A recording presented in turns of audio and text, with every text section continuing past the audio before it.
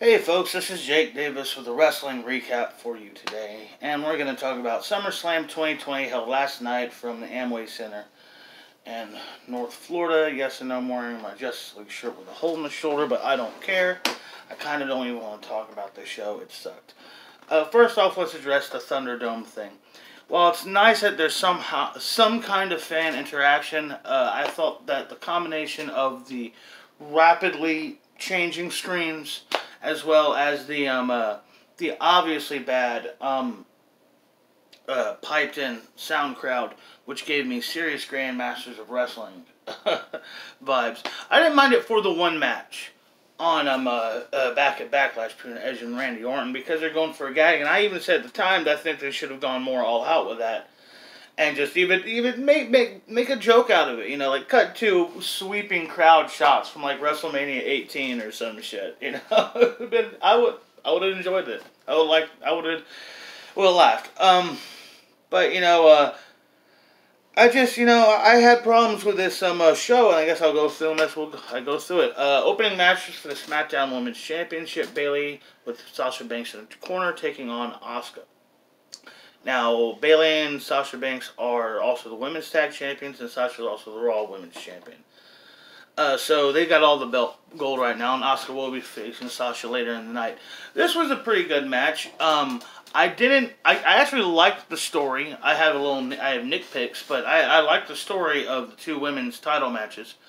The finish came when Sasha Banks gets on the apron, Asuka hits her with a hip attack, and that slight distraction causes Bayley to get her in a small package and retain her SmackDown Women's title. There's also a segment later in the back where they're standing in some ring somewhere, and Bayley actually pulls out a broom. It's going to be a clean sweep. It's really silly, but she's funny. Next up is for the Raw Tag Team Championship. Kevin Owens comes to the ring in his t-shirt and red tie to do guest commentary. The Street Profits, Montez Ford and Angelo Dawkins defend against Angel Garza and Andrade Cien Almas with Selena Vega in their corner. Be honest with you, this was a good match, but I don't know. I thought that with the poisoning and the stuff, none of the story, and Bianca Belair getting involved, none of the story to the build-up to this feud, match that was supposed to happen back at WrestleMania, ultimately paid off. I was really disappointed in this match. I really enjoyed Selena Vega's charisma and, just good looks all around, so it had a pig factor going for it, at least for her. The finish was cool. I liked Montez did a very strange variation of the Frog Splash I've never seen, where like twists in midair, and they retained the tag team titles. It feels like they've been the champions for a very long time at this point. And considering how their entire title reign they feuded with Seth Rollins' congregation, Zelina Vega's roster, her stable, and the Viking Warriors, and it just the whole COVID thing, lack of the roster, and everybody spread out so far, just really exposes how the foolish possibilities of splitting up the roster so thin a few years ago was in the first place, and with all these championships, they feel like they constantly have to address them, and it gets a little too much. I mean, we've had 3 or 4 different fucking tournaments decide vacant titles since this shit started. Anyhow, I'm moving on. Next up, it's kind of a sad situation. The loser leaves, no disqualification, loser leaves match between Sonya Deville and Mandy Rose. Even though none of these girls, I went into this match, I didn't do it, but I meant to look up the research to see, because I don't think either one of these women have had a main roster pay-per-view victory. And somehow I was going to get a win tonight. But this was supposed to be a hair versus hair match. And then got changed to a loser leaves no DQ on Friday. And, there's lots of talk that WWE wants to take Sonya off TV after the very real, very terrifying situation that she went through last week. A man broke into her home, a stalker. Yeah, I can't imagine, I hope she comes back because she's great. I do like her, and yeah, it'd just be a shame shame to let a son of a bitch like that put it into your career. But yeah, if she needs time off, to get herself together, that's totally understandable. But at the same time, I kind of feel like one home in a lot of ways be the last place you want to be right now. Anyhow, uh, I've really enjoyed the story build up to this match. Several years, what, a good 3 years, maybe a little more, building up to get to this. They were members of, they were brought in by Paige as part of Absolution. They became their own team. I think they changed the name to Fire and Desire. I prefer to just call them Absolution.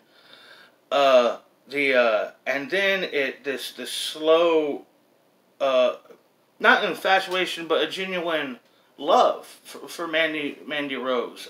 Sonya Deville cared about her, and really got across that she would do anything for Mandy. She would lay down for Mandy. To give her the pinfall if need be. And then when Otis came to the picture, this goofy, oddball fat guy, comedy character, there's no room for Sonya and Mandy's life anymore. And I thought, it made Sonya Deville really come off as a sympathetic heel. And I thought it was a good story, and it was a good long build. And I enjoyed this match. There was a weird thing. It had to be a botch of some sort. But they set up a table and never used the table. Never in history of pro wrestling have ever seen somebody set up a prop for a spot and then not go there. The finish came when Mandy hits, just really has to lay on the onslaught. She hits an implant buster, 4 V-triggers, and pins Sonya Deville to pick up a huge victory. Sonya Deville leaves through the crowd. And Otis comes out to celebrate with her while she does the absolute worst worm you've ever seen. I guess it's supposed to be storyline-wise a feel-good moment and a wrap-up to a long-running rivalry. But the real-life things going on in the back are just it's really sad. Next up is a street fight. Seth Rollins with Buddy Murphy in his corner taking on Dominic Mysterio in his first ever match with his father Ray in his corner and his mother backstage, and she eventually comes out to ringside. Just like 15 years ago for SummerSlam against Eddie. Seth Rollins shows up dressed up like identical to how Rey Mysterio's outfit he fought Eddie Guerrero in his Phantom costume back at Halloween Havoc 97. Which is really cool, just the timing, got all the question marks on it and everything, and the new Batman trailer just hit, and that, just jaw-dropping new take on the Riddler. I can't fucking wait. Anyhow,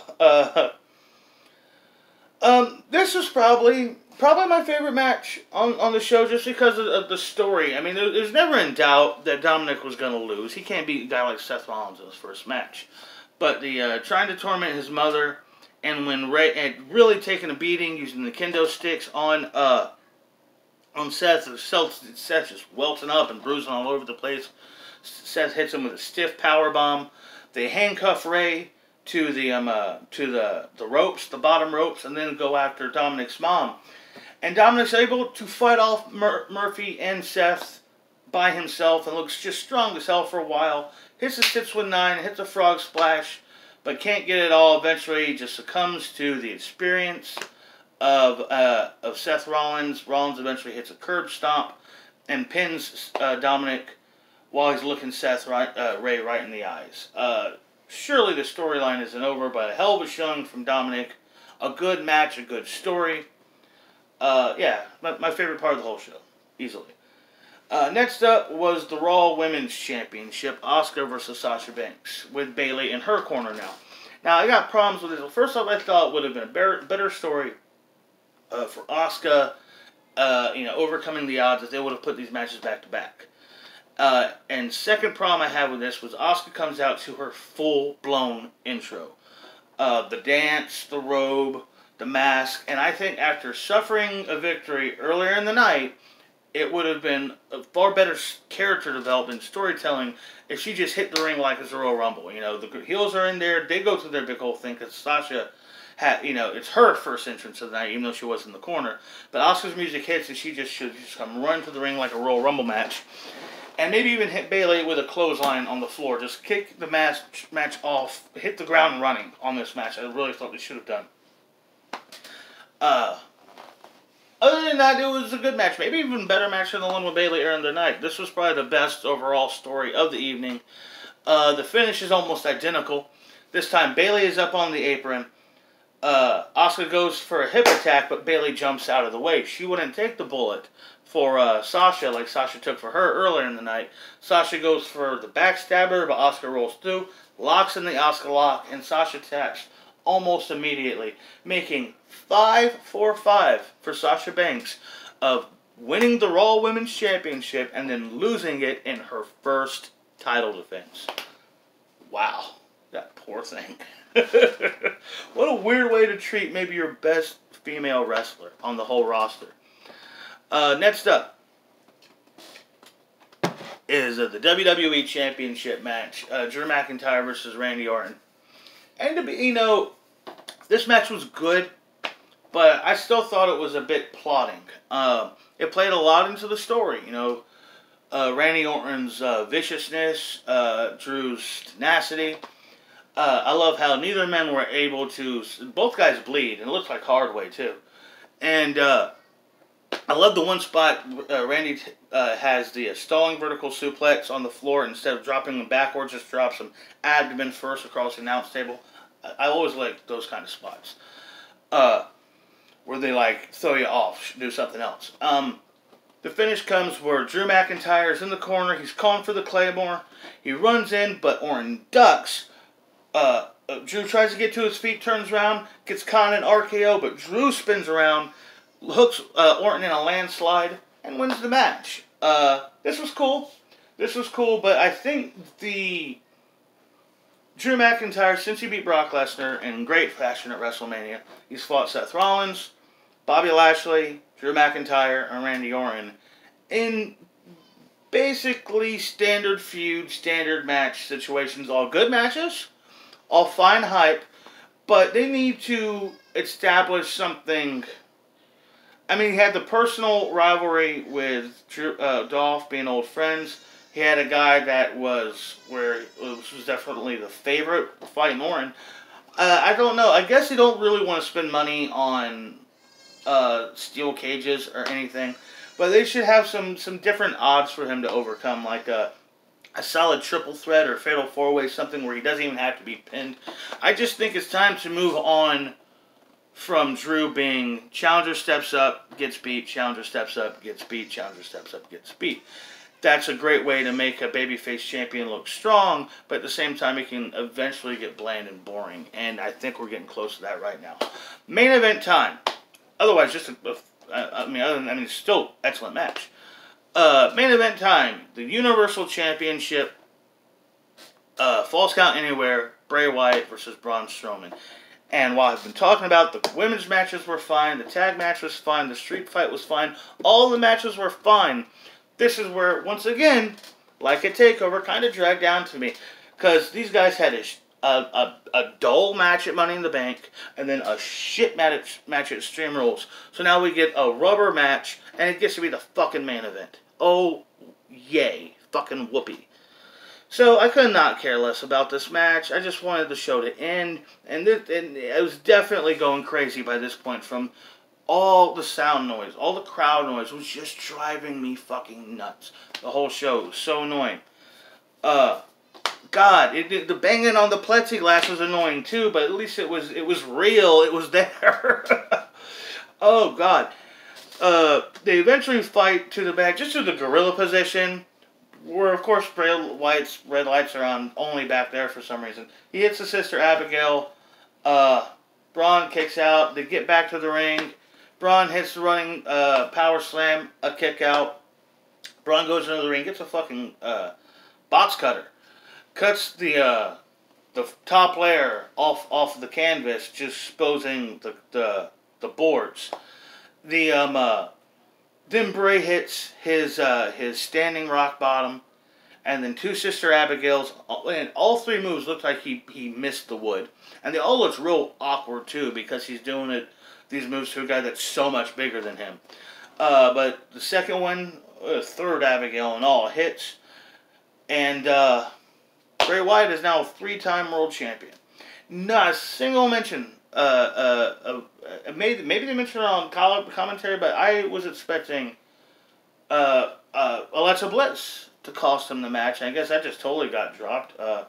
You know, I guess she's going back to just being Nikki Cross's buddy. And then there's probably what everybody's been talking about. The post-match. Roman Reigns hits the ring out of nowhere. Spears everybody. Beats the shit out of Braun Strowman. The safest damn chair shots I think I've ever seen. Hits a second spear on Bray Wyatt. And the show ends with him raising the Universal Championship. A lot of people are talking about this as a Roman heel turn. I don't see that. I don't really feel that. This could be just Roman coming back to dominant, ass-kickery, juggernaut style like he should have always been. He looks like he's had his teeth cleaned too. And look at the guys he's attacking. How does that make him heel? Bray Wyatt's bona fide, he's the embodiment of evil in the company. And Braun Strowman is like his fucking mortal enemy. They're like, Wolverine versus Sabretooth, Roman and Braun are. And plus, the shit Braun Strowman's been doing, attacking innocent people, innocent women, over the last few months, Bray Wyatt's driven him crazy. So, Roman Reigns comes back, beats the shit out of his two arch enemies, and holds high the belt. He never lost back in October 2018 when he had to leave for leukemia. So, I don't see how any of that makes him look like a heel. And I guess it's already obvious what oh my god. Or another pay-per-view next Sunday, Payback, because that's so fucking necessary. How much you want to bet Bayley and Sasha lose the tag titles, and the main event's going to be a triple threat between Braun, Roman, and Bray? That's just what I'm calling. Anyhow, hope y'all like this video. Even though, the show wasn't bad, but I hated it, the Thunderdome thing, it backfired to me personally. It caused too much of a distraction, and with the piped-in sound noise, a downright irritants. Anyhow, hope y'all enjoyed this video. I already said that. I'm Jake Davis. I'll catch you on the fly.